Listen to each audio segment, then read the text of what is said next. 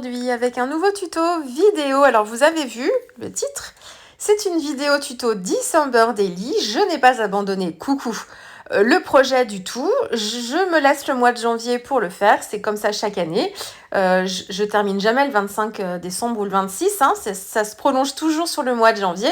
On verra début février s'il n'est pas fini, je placerai au moins les papiers et puis il sera comme il sera pour cette version 2022.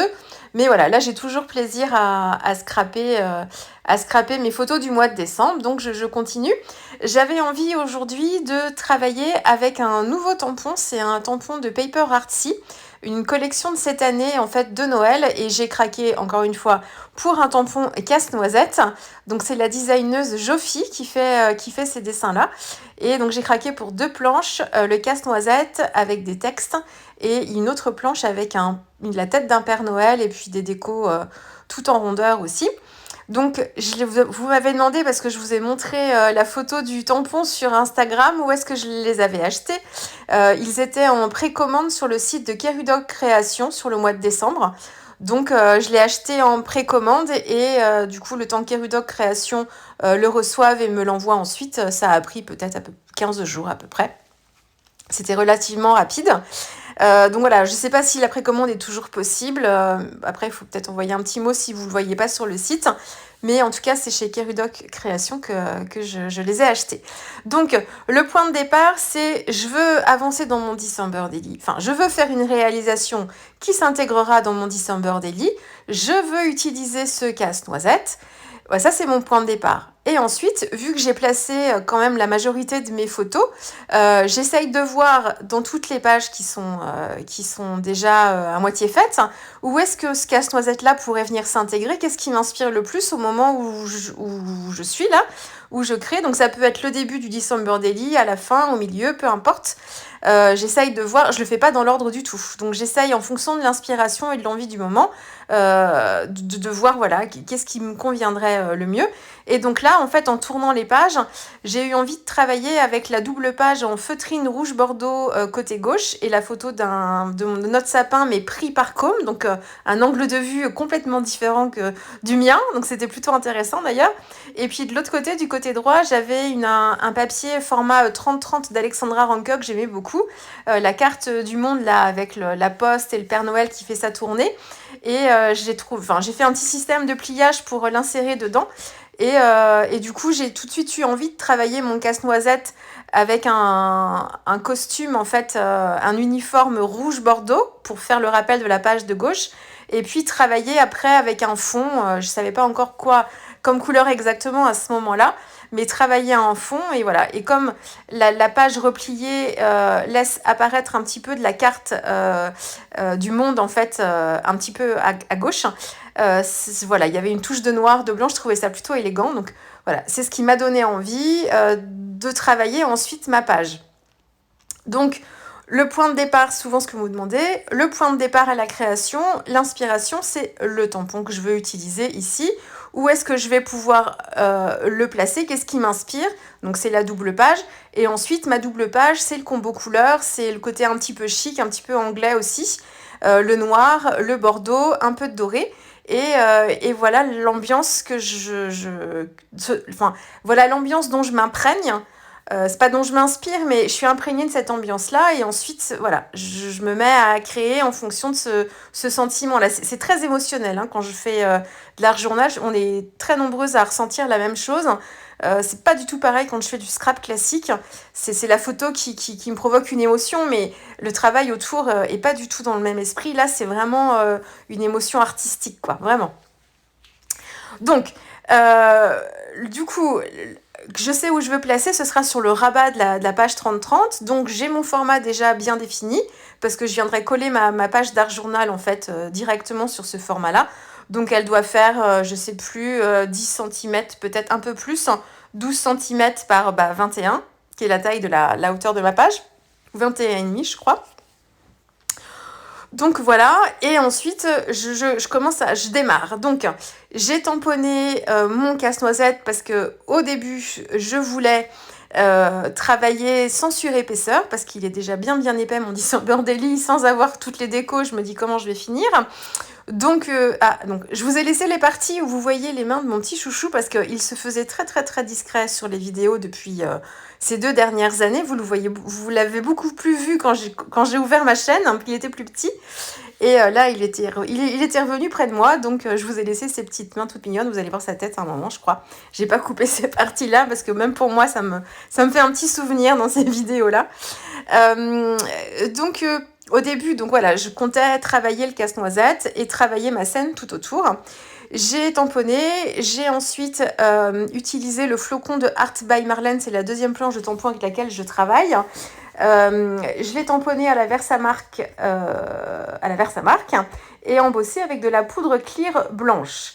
J'avais séché pourtant mon motif tamponné à la Versafine, donc mon casse-noisette, pour éviter justement le problème que j'ai quand même eu, pour que l'encre sèche quand même, enfin soit bien sèche. Et en fait, je n'ai pas vérifié, mais quand j'ai mis ma poudre blanche et que j'ai tapoté, eh bien, il y a de la poudre qui s'est déposée sur la Versafine. Donc, quand on vous dit que la Versafine clair noir met beaucoup de temps à sécher, elle met extrêmement beaucoup de temps. Je ne sais pas si ça se dit extrêmement beaucoup, mais beaucoup de temps vraiment à sécher puisque la poudre blanche s'est déposée, s'est fixée en fait sur les traits du tampon, sur certains, enfin pas forcément de façon très bien définie, mais bon. Et je m'en suis pas rendu compte, enfin j'ai pas regardé ça. Et quand j'ai chauffé en fait au heat gun, eh bien j'ai chauffé aussi la partie centrale, hein, et du coup la poudre blanche s'est fixée sur les traits du tampon. Il aurait fallu que je m'en rende compte avant de chauffer, j'aurais pris un petit pinceau et j'aurais bien enlevé la poudre blanche sur les motifs du tampon, puis j'aurais pas eu de soucis. Hein. Je l'ai pas vu, bon tant pis pour moi, donc du coup voilà, j'ai été obligée de travailler le casse-noisette à part. Ça m'a facilité le travail de fond, vous allez me dire, puisque j'avais pas besoin de venir travailler autour du casse-noisette. J'ai travaillé mon fond en fait dans l'intégralité de haut en bas sans me soucier vraiment du casse-noisette au milieu. Donc, embossage à chaud en blanc. Pour l'instant, vous ne voyez pas les flocons. C'est la technique du résiste que j'applique ici. Ça va se révéler au moment où je vais appliquer la couleur. Et là, vous me voyez avec mes petites palettes. Alors, pareil encore sur Instagram, je vous ai dit que j'allais vous parler bientôt de ces aquarelles-là. Donc, ce sont des aquarelles de la marque Sparks. Sparks, S-P-A-R-K-S. C'est une petite boutique sur Etsy qui propose des aquarelles artisanales.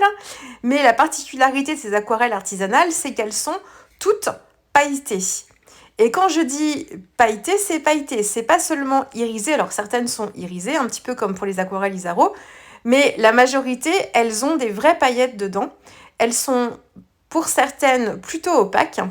Elles sont à travailler d'une certaine façon aussi. C'est précisé sur le site quand on veut vraiment les exploiter au maximum.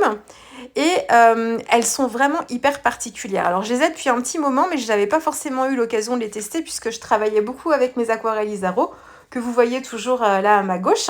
Voilà, avant de passer à un autre médium, je voulais faire plusieurs rayas avec les Isaro pour bien les avoir en main et comprendre un petit peu les couleurs et voilà les mélanges que je pouvais faire avec. Et en fait, donc du coup, là, je me suis attaquée aux Sparks pour... en plus, on est vraiment encore dans les fêtes et dans Noël, donc allons-y pour les paillettes. Hein. Mais enfin, moi, les paillettes, c'est toute l'année aussi, puis je suis pas la seule. Donc en fait, ici, j'avais même pas fait mon nuancier, donc je l'ai fait juste là à la vidéo. Donc moi, je me suis commandé en fait 2 sets. Donc un set avec des quarts de godet, donc c'est tout petit, hein, mais il y a suffisamment d'aquarelle dedans pour se faire plaisir. Donc c'est un set spécial pour les fêtes qui s'appelle Féerie par Sparks. Et ce sont en fait des couleurs donc hyper pailletées. Donc je vais pas vous donner tous les noms, c'est un set particulier de Noël. Donc j'ai acheté celui-ci. J'ai acheté aussi un autre petit set métamorphe avec 4 couleurs. Et ensuite j'ai complété avec 2 couleurs dorées. Et je crois que j'ai une caméléon aussi. Alors je vous dirai pas les noms. Mais voilà, j'ai voulu tester et ensuite en cadeau, elle m'a offert 2 tout petits godets avec une encre pailletée très irisée, un petit peu comme les Magical d'ailleurs, et puis une autre un petit peu plus scarabée avec des petits reflets.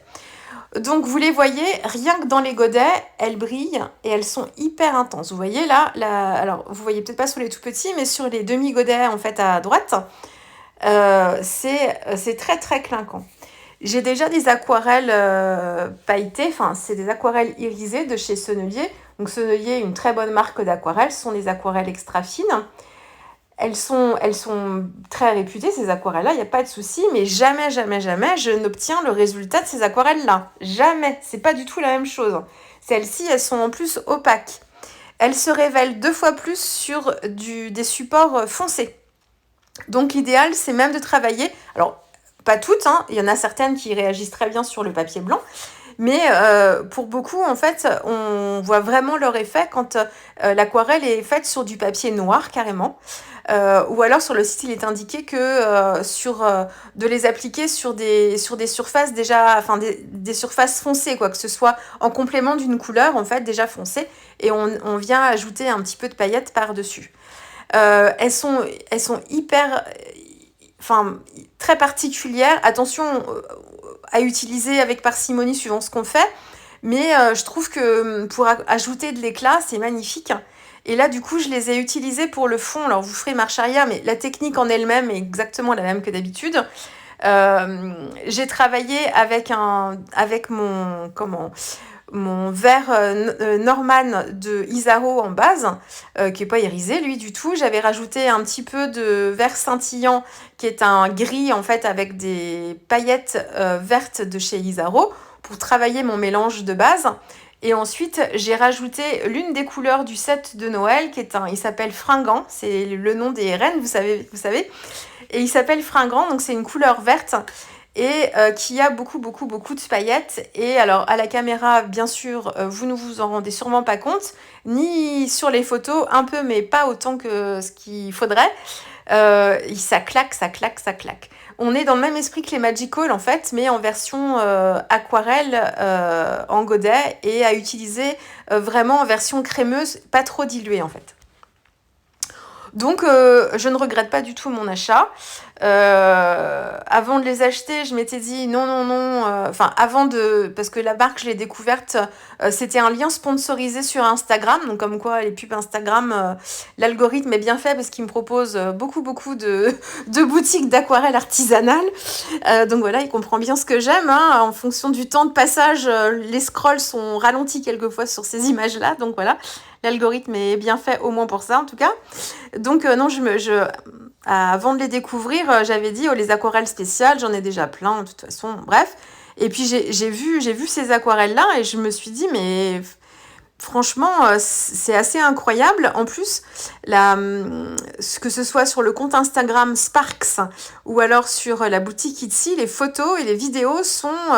je sais pas comment elle fait, mais là par contre on se rend extrêmement bien compte en fait du côté très très très pailleté. On voit vraiment que c'est métallisé, irisé, enfin c'est super, c'est très très bien fait et jamais en fait j'avais vu un effet comme ça. Les aquarelles qui ressemblent à ça, c'est les Gansai Tambi, malgré tout, quand même, que j'ai, moi, qu'en version dorée, j'ai pas les versions colorées. On se rapproche un peu de cet effet-là, hein, de cet effet-là, des aquarelles très opaques, quand on les utilise très très peu diluées, vraiment en version crémeuse. Donc pour la mise en couleur ici, j'ai fait un petit mix en fonction du combo couleur que je voulais travailler. Alors la peau du casse-noisette, je l'ai travaillée avec mes aquarelles Isaro. Donc j'ai dû mélanger le magenta avec le jaune Isaro clair. Et j'ai plutôt pas mal dilué pour avoir une teinte toute douce. J'ai travaillé les joues avec le rose Beverly, je crois. Isaro aussi, qui est un rose très irisé pour les joues. Et ensuite, donc ça j'ai commencé par ça. Le chapeau, c'est un mélange de gris de peigne et de sépia pour avoir un noir. Et j'ai ajouté une aquarelle Sparks. C'est celle qui s'appelle Fury, qui est une aquarelle noire avec des paillettes un petit peu violette prune. Ils sont disponibles aussi. Alors, je pense pas que le coffret. Je crois pas avoir revu en fait le coffret spécial Féerie, mais vous avez les godets à l'unité, je crois, en quart de godet, je crois aussi. Donc chacune des couleurs du set, vous les avez disponibles. Donc c'est sur Etsy, hein, et c'est Sparks, la boutique. Donc voilà, donc pour le noir, j'ai fait un mélange. Vous allez voir que je fais plusieurs couches. Encore une fois, je vous répète l'intérêt de faire des couches successives pour intensifier en fait vos aquarelles. Donc là, mon objectif, c'est de me rapprocher du rouge bordeaux de ma feutrine. Donc c'est un rouge plutôt profond. Là, j'y suis pas encore. J'ai fait une couche. J'ai pas cherché à faire quelque chose de trop dilué non plus dès le début, mais bon, voilà, j'ai travaillé normalement. J'ai travaillé avec le rouge de Pyrrole d'Isaro, et ensuite j'ai mis un tout petit peu de grit paint dedans pour l'assombrir un tout petit peu et qu'on se rapproche un petit peu plus du bordeaux que du rouge clinquant. Le rouge de Pyrrole, il est très très très lumineux. Donc je fais une première couche, voilà, je vous fais une petite deuxième, alors que c'est pas totalement sec non plus. Et puis je laisse ça de côté. Le chapeau, j'avais fait une première couche, mais c'est trop gris. Donc je refais une deuxième couche pour intensifier en fait un petit peu mon noir. Pour le petit liseré en fait sur le bas du chapeau haute forme, j'ai utilisé une base avant d'utiliser mes aquarelles dorées. J'ai utilisé, alors j'ai dû prendre, il devait me rester un fond de sépia en fait plutôt dilué. J'ai ajouté un petit peu de jaune pour avoir une espèce d'ocre. J'ai pas d'ocre jaune en fait chez Isaro, donc j'essaye de trouver un mélange qui s'en rapproche. Donc ça me permet d'avoir une base comme ça un petit peu or en termes de couleur, même si ça brille pas à ce moment-là. Et ensuite je suis venue avec l'aquarelle Sparks que j'ai en version dorée. Alors elle est dorée, mais de ce que je vois, il y a des reflets verts à moitié, j'ai l'impression. Et donc je suis venue travailler comme ça, travailler par-dessus. Donc pourquoi je travaille avec une base déjà jaune? C'est pour me permettre de refléter encore plus la couleur dorée, d'autant que là, ces aquarelles nouvelles que j'ai, je sais pas trop comment elles réagissent. Donc quelquefois, quand le doré est est plutôt transparent, c'est le cas de la poussière d'étoile en fait, quand elle est assez... alors quand on la travaille crémeuse, c'est pareil, mais quand elle est un tout petit peu diluée, en fait, elle devient un peu plus transparente. Et donc de travailler en fait sur une base déjà dans la même tonalité de couleur, ça vous permet de rehausser tout de suite. Et ça donne pas quelque chose d'un petit peu bizarre avec les paillettes, voilà. Si vous utilisez par exemple, pour vous donner un exemple, si vous utilisez les poudres Magical dans le set Glitzy, alors pas dans le set Glitzy, c'est une erreur. Si vous utilisez le petit pot qui est vendu tout seul, qui est un petit pot juste de mica, en fait, de petite poudre de mica dorée, si vous la mélangez en fait juste avec de l'eau, vous allez avoir un effet par endroits un petit peu marronné et vous allez avoir le côté doré quand vous allez bouger la feuille avec la lumière. Mais autrement, ça fait quelque chose un petit peu bizarre parce qu'on a le blanc du papier en dessous et juste le mica en fait qui vient par reflet. Il y a des aquarelles en fait qui sont composées de peu de couleurs mais de beaucoup de mica en fait, un peu comme dans les poudres Magical. Et donc du coup quand on les applique sur du papier blanc, on les voit presque pas. Ou on les voit mais ça fait des reflets quoi. Donc c'est pas toujours super... Enfin, c'est pas que c'est pas joli, mais suivant l'angle et la lumière, du coup, voilà. Moi, il y a des effets en tout cas que j'aime pas trop. Par contre, si je les applique déjà sur une base qui est dans les teintes que je veux, eh ben, je vais pas avoir le problème du blanc du papier qui va se voir en dessous. Et du coup, ça va bien renforcer la couleur et l'éclat. Voilà. C'est un peu technique tout ce que je vous raconte en ce moment là, mais j'essaye. Alors, c'est pas que j'ai des degrés, c'est que j'ai des niveaux dans mes vidéos de difficulté, mais c'est qu'il y a des choses dont je vous parle tout le temps sur les bases. Et là, j'essaye de monter un petit peu en fonction de mes propres expériences aussi pour pas monter le niveau, mais pour vous expliquer des petites choses en plus. C'est un petit peu plus... c'est pas forcément compliqué, mais c'est pas forcément quelque chose auquel on pense tout de suite en fait. On découvre ça à force de faire et de voir les différents effets. Et quand on a un effet qui nous plaît pas, on essaye de réfléchir à comment faire pour contourner le problème ou avoir vraiment l'effet que l'on souhaite. Voilà. Donc ça c'est pour le côté doré. Après donc plusieurs couches, vous avez vu, donc plein de couches. J'en ai fait peut-être 3, 4, peut-être même 5. Et j'ai terminé en fait de toute façon avec du sépia carrément, ou du gris pen, je sais plus. Non, j'ai pris le gris pen là. Je voulais pas trop de marron. Le gris pen pour venir travailler en fait tout le contour de la jaquette, de l'uniforme de mon casse-noisette. Et puis j'ai estampé après avec un pinceau et de l'eau, pas trop chargé en eau, sinon vous allez faire des auréoles sur le fond qui est déjà coloré, comme c'est pas votre première couche. Et je suis venue travailler les ombres comme ça. Pour la barbe, j'ai utilisé le gris argent d'Isaro, très dilué. Et puis, qu'est-ce que j'ai fait d'autre? Je crois que c'est tout. Ça va me revenir au fur et à mesure. Là, je suis en train de faire le titre. Donc, le Merry et Christmas, c'est sur la planche de tampon avec le casse-noisette aussi. J'avais pas trop la place de le mettre en fait directement sur ma petite page d'art journal. Je voulais vraiment que ce soit le casse-noisette vraiment la star. Et le mot Merry est plutôt gros par rapport à la taille de ma page. Donc j'ai préféré plutôt embellir la photo à gauche. Qu'est-ce que j'ai fait d'autre sur mon casse-noisette? Ah oui, alors du coup, comme je l'avais retravaillé sur une page à part, je me suis pas rendu compte que le buste que j'ai fait était pas assez grand pour venir jusqu'en bas de ma page.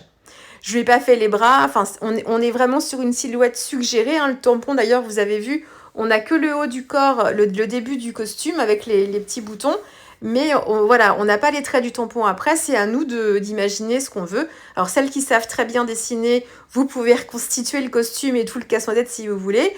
Moi j'ai des soucis de proportion, donc plutôt que de faire quelque chose de pas bien, je préfère pas dessiner les bras, c'est juste une forme. Et seulement je suis pas allée assez loin et du coup comme j'avais déjà le motif de mon casse-noisette qui était tamponné sur mon fond de page, il fallait que je le recouvre, j'avais pas trop le choix. Et donc pour contourner un petit peu le problème, je lui ai fait le début d'un pantalon, donc c'est tout simple, hein. C'est juste des bandes de couleurs, donc j'ai fait une bande de couleur noire en fait pour matérialiser un esprit de début de pantalon, et puis pour faire la séparation entre le bas de mon tamponnage qui était terminé un peu comme ça, et puis le pantalon, j'ai fait en fait un petit liseré comme s'il avait une ceinture. Voilà, c'est très, ça pourrait ressembler à une quille presque, une quille casse-noisette. Voilà, c'était une façon d'habiller mon bas de page. Et du coup, le noir que j'ai utilisé pour le pantalon, c'est justement la couleur Fury de Sparks. Et j'ai fait ça en première couche, mais il y avait trop de reflets violets dedans, trop de violet prune plutôt. Et donc j'ai repassé une couche de grid paint dessus et du coup ça a mélangé un petit peu et on a vu, enfin voilà, je voyais un tout petit peu moins les paillettes, c'était un tout petit peu plus foncé. J'ai fait l'étoile aussi dorée avec l'aquarelle Sparks. J'avais volontairement travaillé tout le chapeau en noir pour voir comment l'aquarelle mise sur une base foncée réagissait, notamment sur une base foncée mais aquarellée pour voir si l'aquarelle en dessous réagissait ou pas. Du coup, ça a tendance à ternir un tout petit peu la couleur parce que le doré, là, ici, il réagit très bien sur les fonds blancs. Donc, j'aurais pu laisser l'étoile blanche et le doré, ce serait très bien vu aussi. Ça me permet de tester un petit peu. J'ai retravaillé les petits boutons avec l'aquarelle Sparks doré.